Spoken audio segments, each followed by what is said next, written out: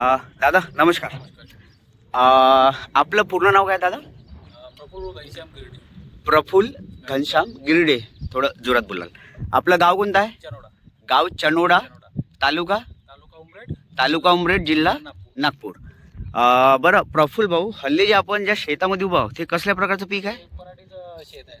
पराठीच्या पिकामध्ये आलो आपण. प्रफुल्ल भाऊच्या शेतामध्ये पराठी या पिकामध्ये. तर मला हे सांगा प्रफुल्ल भाऊ की आपला म्हणजे पराठीला असा नेमका त्रास काय होता?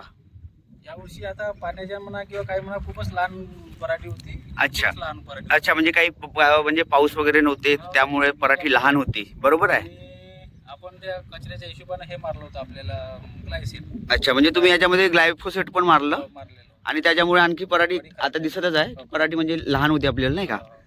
तर मलाही सांगा की प्रफुल्ल भाऊ, आता तर आपण पाहतो पराठी की जशी तुम्ही आधी सांगत होते की पराठी खूप लहान होती, बरोबर आहे? पण आता जी पराठी आहे की आपली व्यवस्थित वरती दिसत आहे. हो, तर आज मला हे सांगा की याला म्हणजे तुम्ही कसं कोणतं प्रकारचं औषध फवारणी केलं, म्हणजे की तुम्हाला म्हणजे कसं माहीत पडलं की काय फवारणी? याला म्हणजे कसं आम्ही ते मोबाईलवर युट्यूबवर ते हिंगणघाटचे ते साई गणेश कृषी केंद्र यांचे व्हिडिओ पाहत होतो. अच्छा, म्हणजे तुम्ही मोबाईलवरती श्री साई गणेशा कृषी केंद्र हिंगणघाट यांचे व्हिडिओ पाहत होते. अच्छा, तर व्हिडिओ पाहिल्याच्या नंतर मग तुम्ही काय केलं त्याच्यानंतर? त्याच्यानंतर मग मी म्हणलं आपली पराठी अशी आहे बा, औषध वापरून बाबा त्यांचा. तर मग त्यांनी ते औषध दिलंय आपल्याला. अच्छा, म्हणजे तुम्ही व्हिडिओ पाहून श्री साई गणेशा कृषी केंद्रामध्ये औषध घ्यायला गेले, बरोबर आहे? तर त्यांनी जे औषध दिलं, तर औषध दिल्यानंतर मला हे सांगा की तुम्हाला किती दिवसामध्ये म्हणजे फरक जाणून आला पराठीमध्ये? आजचा मारलेला नुसार आता चौथा आहे आणि थोडी शेंडा काढलेला आहे. आज अच्छा, चौथा दिवस आहे. म्हणजे आजचा चौथा दिवस आहे, तर त्याच्यामध्ये तुम्हाला पराठीमध्ये शेंडे आणि फुटवे दोन्ही पण दिसत आहे. तर मला हे सांगा प्रफुल्ल भाऊ की तुम्ही याच्या पहिले बी खूप प्रकारचे औषध मारत होते. आता तुम्ही म्हटलंय कुठे कुठे गेले, काय काय गेले, बरोबर आहे? हो.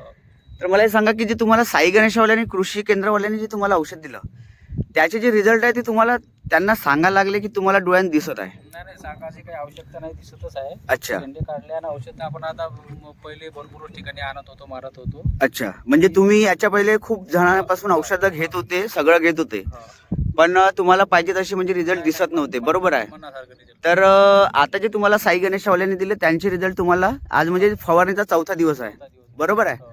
तर 4 दिवसामध्ये म्हणजे तुम्हाला पराठीला म्हणजे म्हणजे चालू झालेली आहे चाल. वरती, म्हणजे की पानं वगैरे, फुटवे वगैरे सगळं वाढ वगैरे, ठीक आहे?